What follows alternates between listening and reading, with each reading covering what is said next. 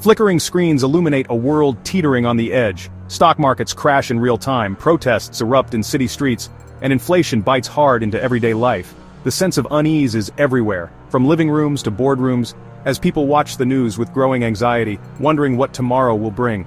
Headlines scream chaos, but they often miss the deeper truth. These aren't just isolated crises, but symptoms of a global system under immense strain. The world's problems are no longer confined to one country or region, they're woven together, creating a tapestry of uncertainty that stretches across continents. The post-war international order, once a source of stability, is now cracking under pressure. Institutions like the United Nations, designed to keep peace and foster cooperation, seem powerless to halt the slide into disorder. Global summits grow tense, and the world's leaders struggle to find common ground. This breakdown isn't just an abstract concept, it's painfully real. It's felt in empty wallets, in the stress of families trying to pay bills, in supermarket aisles where prices climb higher each week, and in the long lines at food banks that stretch around the block. Stock markets have plunged, erasing trillions of dollars in value and shaking confidence in economies worldwide. The panic on trading floors is mirrored by uncertainty in households as people worry about their savings, jobs, and futures. Persistent inflation means families everywhere struggle to afford even the basics. In North America, people cut back on groceries. In Africa and Asia, food crises push millions to the brink of survival. The pain of rising costs is universal, but its impact is felt most by the vulnerable. Animated maps reveal hunger spreading like wildfire, fueled by conflict, climate disasters, and broken supply chains. The data is stark. Hunger hotspots are multiplying, and the number of people at risk is growing every day. These aren't distant problems, they're interconnected shocks, sending ripples through every corner of our linked world. From empty shelves in American stores to rice shortages in Asia, the crisis is global, and no one is truly insulated from its effects. The question is no longer if instability is coming, but how we'll respond as it unfolds. Communities, governments, and individuals must now decide, will we face these challenges together, or let division and fear deepen the crisis? Beneath the economic anxiety that so many of us feel every day as we check the news or worry about our finances, lies a dangerous geopolitical standoff that's shaping the world in ways we can't always see. The US, China, and Russia, three of the world's most powerful nations, are locked in confrontation, abandoning cooperation for conflict and competition. This isn't just politics, it's a force that's driving the instability we all feel.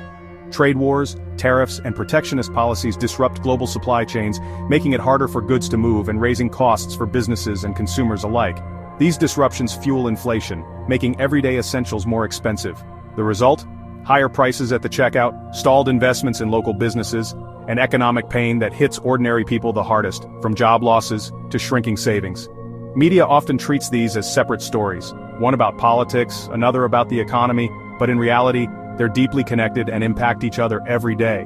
Geopolitical tensions erode trust between nations, spook financial markets, and make daily life more expensive and unpredictable for everyone. The real story isn't just about rising bills or empty shelves, it's about a global system that's being fractured for political gain, with consequences that ripple into every household.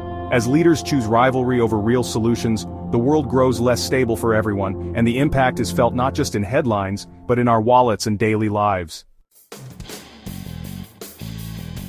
While headlines focus on markets and politics, and the world's attention is drawn to the latest breaking news, there's another story quietly unfolding, one that rarely makes it to the front page. A silent global health crisis is unfolding, largely unnoticed by the public and overshadowed by more sensational events. This year, a major funding collapse gutted the fight against HIV/AIDS, threatening decades of progress and leaving clinics without essential medicines or resources. In many countries, international aid is the backbone of prevention and treatment. Without it, millions are at risk of losing access to life-saving care, education, and support. UNAIDS warns of millions more infections and deaths if the funding gap isn't closed and the world fails to act with urgency. The crisis is compounded by food shortages and rising inequality, especially for the most vulnerable: children, women, and marginalized communities who already face daily hardship.